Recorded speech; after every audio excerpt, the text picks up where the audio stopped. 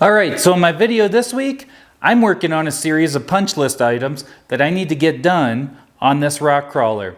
Number one, starting with the fuel tank. I'm just going to kind of show a brief example here of just some real basic mounts I came up with to get this fuel tank mounted.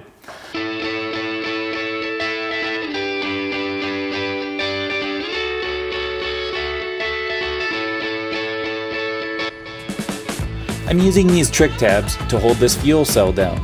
I ordered this fuel cell from Jegs with this mounting kit.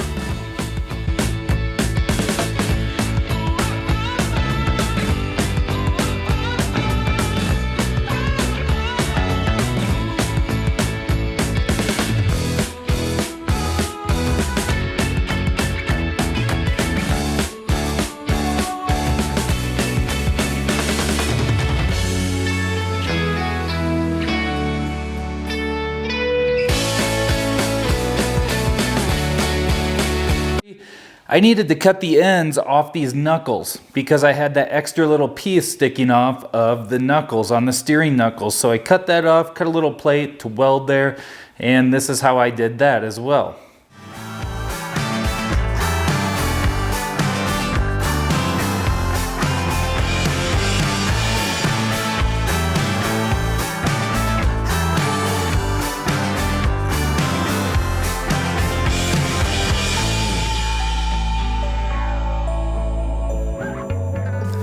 I should have fixed these knuckles back when I did my original knuckle video.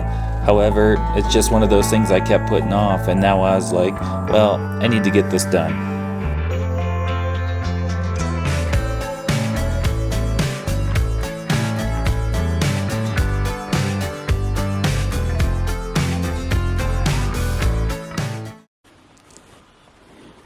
Eddie boy. This is my new shop helper. He's just a couple months old, but he likes to come out here and visit and get into stuff. These little terriers, they're pretty funny dogs. Got a lot of personality in this one. So his name is Atlas, just like the transfer case. He's an explorer. He likes to explore. I needed to put end caps on all the tubes on this chassis so there's no open tubes anywhere. So I just finished up putting end caps on all the tubes.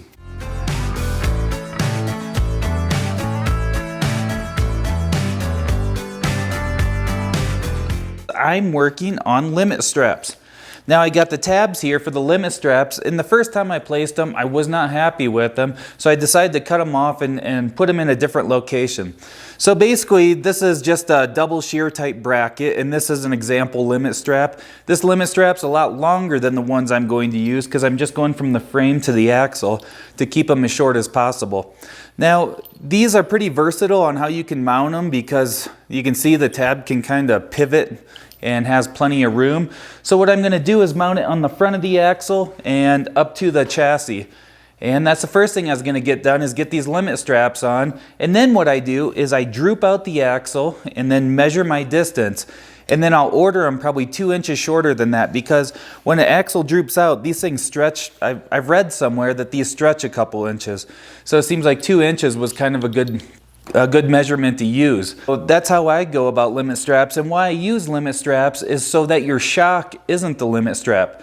A lot of people get by without limit straps, but they're very cheap and very easy to install, so I just feel like I would just rather install them. It's just easier and prevents an issue in the future. So I've seen some examples on the trail where a limit strap would have prevented some major issues. This was the first location that I welded these limit strap mounts to, on top of the axle truss. After thinking about it, I decided to cut them off and put them on the back side of the axle truss. I also had to finish welding up the upper link mounts on the axle as well.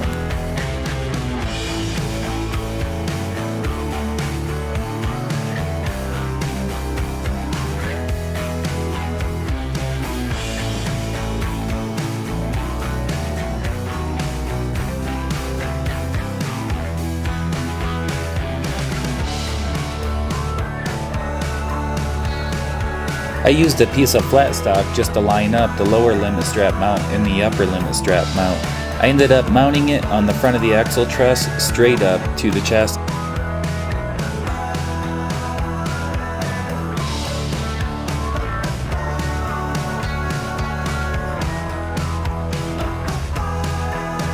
This is where I ended up remounting the limit strap mounts to the front axle.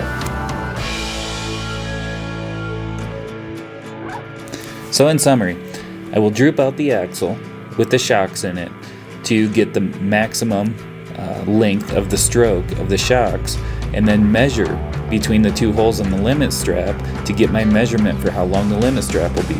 I'll order the limit strap 2 inches shorter than that measurement because they stretch.